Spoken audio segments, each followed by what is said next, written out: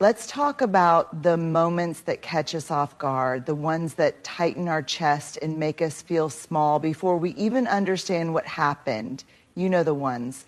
Someone throws shade in a meeting, mocks your ideas, dismisses you, or makes a cruel comment and waits for your silence to be their victory. It's tempting to snap back, to meet disrespect with sharper words, to scorch the earth with something clever and cold. But here's the truth. Dignity doesn't live in retaliation. It lives in boundaries. So the next time someone comes at you with rudeness, try this. Pause, take a breath, look them straight in the eye and say, I don't accept being spoken to like that. That's not okay with me. That's it. Simple, clear, firm. You don't owe them a performance. You don't have to explain why it hurt or debate whether they meant it. You don't have to match their energy. You get to hold your ground. Here's what happens when you say something like that. You stop the cycle of shame. You put the mirror in front of them. You show them that their words don't define your worth, but your response defines your strength. And maybe they'll feel regret, maybe they won't, but you'll walk away with your power intact, knowing you chose courage over chaos. That's the kind of regret that sticks, the kind that whispers to them later, they didn't stoop to my level, they rose above it, maybe I need to look at myself. And that's how you change the room without shouting. We often think of boundaries as something rigid, harsh, like a wall we put up to keep people out.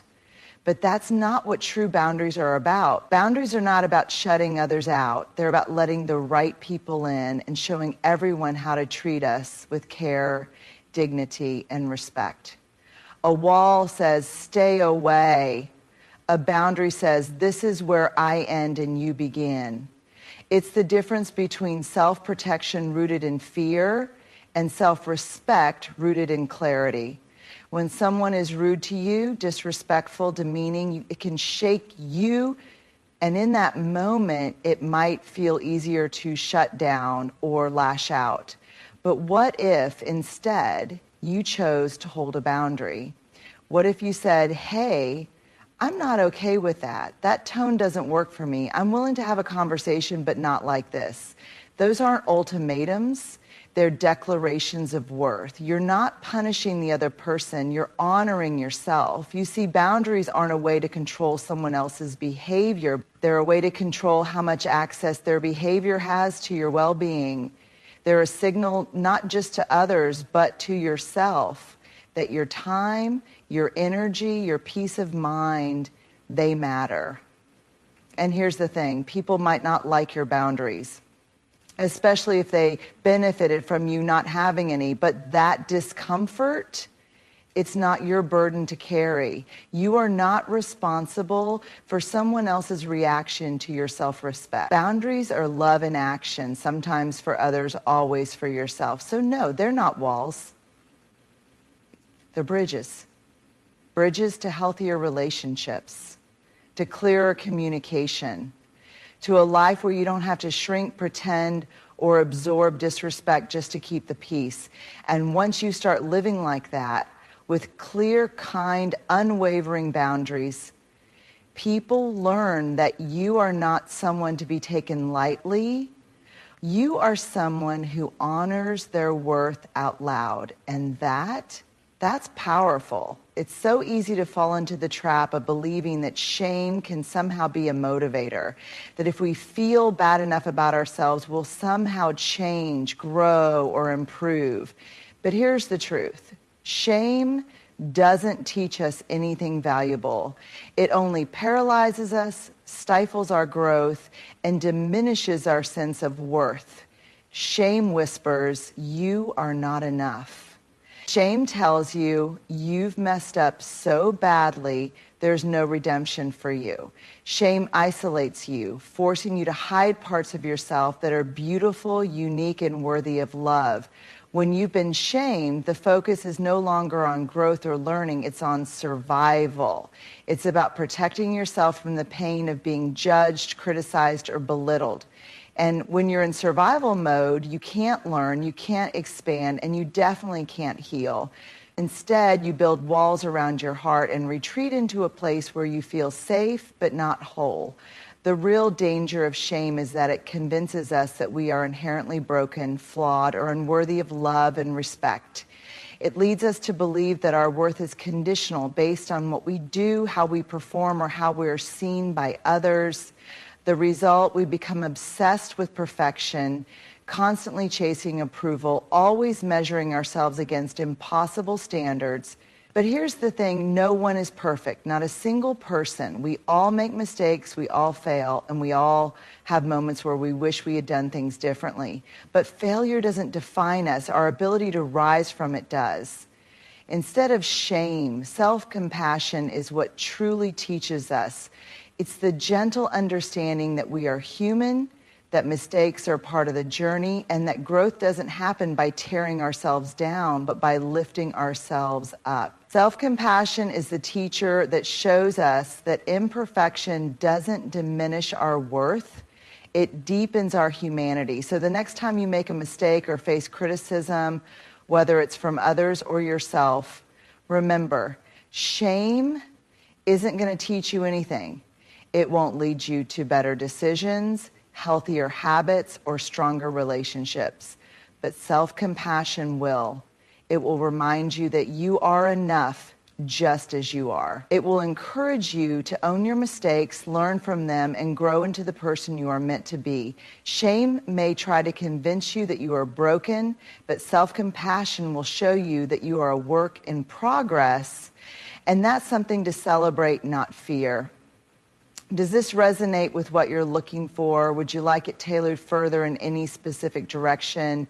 There's a quiet power in silence. In moments of tension, when words feel too sharp or the atmosphere is thick with emotion, silence often serves as a natural pause, gives us space to breathe, to think, and to listen deeply, not only to the words being spoken, but to the underlying emotions, to the pulse of the situation. Silence can help us process, collect ourselves, and avoid saying something we might regret in the heat of the moment. But silence, while a powerful teacher, only goes so far. It teaches us to reflect, to gather our thoughts, to resist reacting impulsively. However, silence alone doesn't create change. It doesn't create connection. It doesn't invite resolution. The truth is, silence might protect us in a moment, but it doesn't allow for the kind of growth that comes from speaking our truth. And here's the magic. Truth, spoken with compassion, can transform not only the situation, but also the people involved. When we speak our truth authentically, clearly, and with empathy, it breaks down walls, it opens hearts, it softens defenses. Truth doesn't have to be harsh to be powerful. In fact, when we speak from a place of compassion, our words have the ability to heal rather than harm. Compassion allows us to hold space for another person's vulnerability while still honoring our own. It creates an environment where truth can be received, not with defensiveness, but with understanding. When truth is spoken with compassion, it does something profound. It invites others into the conversation. It says, I see you, I respect you, and while this may be difficult to hear, I believe you deserve the honesty that will help both of us move forward. Compassion in truth-telling doesn't intend to wound or punish. It seeks to build, to connect, to move through conflict with integrity. It acknowledges the shared humanity in both parties and calls for accountability in a way that leaves room for growth. Think about times when you've heard difficult truths from someone who spoke them with kindness. Maybe it was a loved one who helped you see your blind spots, or a colleague who gently pointed out an area for improvement. Their words might have been hard to hear, but because they were delivered with empathy, you felt respected, even as you absorbed the discomfort. That is the transformative power of compassionate truth. On the other hand, when truth is delivered without compassion, when it's harsh, judgmental, or devoid of understanding, it doesn't build anything. It creates barriers. It causes defensiveness. It leads to resentment. It might be honest, but it's not constructive. It doesn't invite dialogue. It shuts it down. And that's where silence becomes a more potent teacher, because in those moments, saying nothing is often the kinder choice. But when we speak with the intention to uplift, to clarify, and to bridge understanding, truth becomes a tool for deep connection. It allows us to move through discomfort with grace. It's transformative because it calls us to be vulnerable, to speak up with the courage of our convictions, and to do so in a way that invites healing instead of harm. Ultimately, silence is important when we need to reflect or when our words would only add to the tension. But when the time comes to speak, let it be truth, and let it be delivered with compassion. In doing so, we transform not just the conversation, but the relationship itself, creating a space where real change can begin, where mutual respect can flourish, and where understanding and growth become the lasting legacy of our words. In a world where we're often conditioned to be people pleasers, to swallow our discomfort, and to smooth over conflict in the name of harmony, standing up and saying, "That's not okay with me," can feel like a radical act. But it's not just a statement, it's a declaration of self-worth. It's an affirmation of your right to exist in this world with dignity, to have your needs respected, and to be treated with kindness. You see, when someone disrespects you, belittles you, or crosses a boundary, there's an instinct to retreat, to stay silent, to absorb the hurt, perhaps in hopes that it will pass, or because we fear confrontation. But here's the truth. Silence in these moments doesn't protect us. It erodes our sense of self. Every time we allow disrespect to go unspoken, we reinforce the idea that our needs, our feelings, and our boundaries don't matter. But when you say, "That's not okay with me," you are not just standing up to the person in front of you. You're standing up for yourself. The power in this simple phrase lies in its clarity. It doesn't require long explanations, justifications, or even anger. It's not an ultimatum. It's not an emotional outburst. It's a calm, firm declaration that the behavior, the words, or the actions of another person are not acceptable. And by saying it, you set a boundary that defines your sense of self-worth and your right to be treated with respect. This phrase doesn't need to be said in a confrontational way. It doesn't need to escalate the situation. It simply needs to be said. And the impact can be profound. For you, it's an act of self-respect. For others, it's an invitation to change their behavior. It shifts the power dynamic. When you speak up for yourself with clarity and calm, you signal that you are not someone who will be treated poorly without consequence. You are not someone who will allow others to take advantage of your kindness, your time, or your energy. This small but mighty phrase does something else too. It gives others permission to respect you, and it gives them a chance to recognize their own behavior. Sometimes people act thoughtlessly. They don't realize that what they've said or done has crossed a line. By speaking up, you create an opportunity for them to reflect.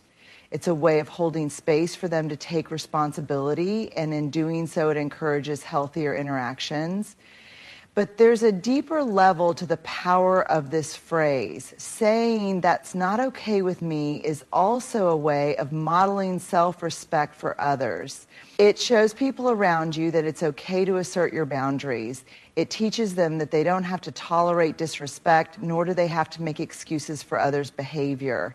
It can inspire a culture of mutual respect where people feel empowered to speak up and demand kindness and fairness in their interactions. It creates an environment where people are more mindful of how they treat one another. In many ways, "that's not okay with me" is a liberating statement. It frees you from the burden of accepting mistreatment It frees you from the toxic notion that to be kind means to allow others to walk all over you. It frees you to be who you truly are, authentic, honest, and worthy of love and respect. And in doing so, it gives others the opportunity to see you clearly, not as someone who can be manipulated or disrespected, but as someone who deserves the same kindness and dignity they themselves seek. So the next time someone oversteps, disrespects, or treats you poorly, remember, you don't need to defend yourself with long explanations. You don't need to apologize for asserting your worth. You simply need to say with kindness but firm resolve, "That's not okay with me." And in doing so, you'll have taken one of the most powerful steps in protecting your emotional well-being and standing tall in your truth. We all go through tough times, those moments where everything feels out of balance, when challenges seem overwhelming, and when life hands us difficulties that test our patience, our resolve, and sometimes even our belief in ourselves. And in those moments, it's easy to feel like life is working against us. It's easy to fall into the trap of seeing ourselves as victims, as people who are constantly being dealt a bad hand. But what if I told you that every single hard moment, every challenge, every struggle holds a deeper truth, one that we often miss in the chaos of the situation? Every hard moment is a mirror. Think about it. When something difficult happens, our initial response is often emotional. We react sometimes defensively, sometimes with anger or frustration or even fear. These emotions are normal. They are part of being human. But what if in those intense moments we took a step back and saw the situation for what it truly is, an opportunity for self-reflection, a chance to look deeper at ourselves and ask questions like, how am I showing up in this moment? What is this situation trying to teach me? Where is my own responsibility in this? Hard moments hold a mirror up to our beliefs, our habits, and the ways we handle adversity. They show us who we are when we are pushed to the edge. Do we rise with grace or do we crumble under pressure? Do we meet the situation with openness and curiosity, or do we retreat in fear and defensiveness? The way we react in difficult moments reveals so much about us, not just the parts of us that are refined and composed, but also the parts that are still growing, still healing, still learning. When we are faced with hardship, it can highlight our insecurities, our doubts, and the areas of ourselves we may not have fully accepted. For instance, a difficult conversation with a colleague might show us how easily we are triggered by criticism, revealing our need for validation. A personal setback, like a failure at work or a relationship challenge, might highlight our fear of rejection or our tendency to place unrealistic expectations on ourselves. Hard moments aren't just external challenges. They are reflections of the inner work we still have to do. But here's the empowering part. Because these hard moments act as mirrors, they offer us a chance to change. When we are able to look at ourselves in the reflection of a challenging experience, we can choose to respond with awareness and growth rather than reacting from a place of fear, shame, or defensiveness.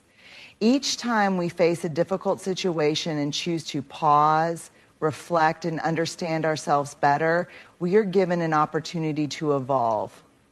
We learn to choose our responses, to break free from old patterns, and to cultivate a deeper sense of self-awareness and emotional intelligence. Think about the people you admire, those who have faced hardships with resilience, wisdom, and grace. They are not immune to life's challenges. In fact, they likely face many of the same difficulties as everyone else. What sets them apart is their ability to use hard moments as mirrors. Instead of getting lost in the storm of their emotions, they stand still long enough to ask themselves, What is this trying to show me? And in that stillness, they find the wisdom to act with intention. The beauty of this mirror is that it's not static, it's not one-dimensional. Every time you look into it, it reveals something new. It shows you your fears, your growth edges, your old patterns of thought and behavior that no longer serve you, and your deepest desires. It helps you see what's truly important to you and what needs to shift in your life to align with your authentic self. It's not just a reflection of the present moment, it's also a reflection of your potential, your capacity for change, and your ability to rise above adversity. And here's the most important thing. You are not defined by your hard moments. You are not a product of your pain or your challenges. Hard moments are just one piece of your story. They are the stepping stones, not the destination. They offer you insight into where you've been, where you are, and where you're going. But ultimately, you are defined by how you respond. You are defined by your ability to take what's in the mirror, learn from it, and choose a path forward that aligns with your highest self.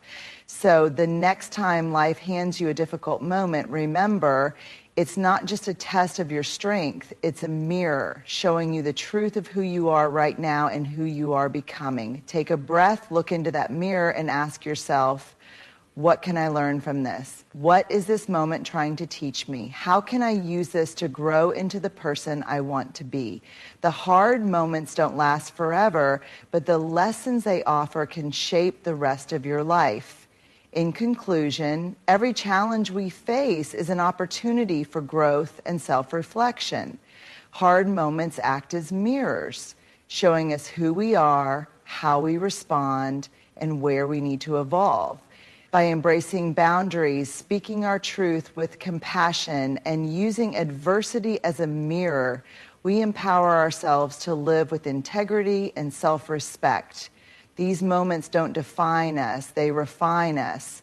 And through them, we have the power to shape a stronger, more authentic version of ourselves.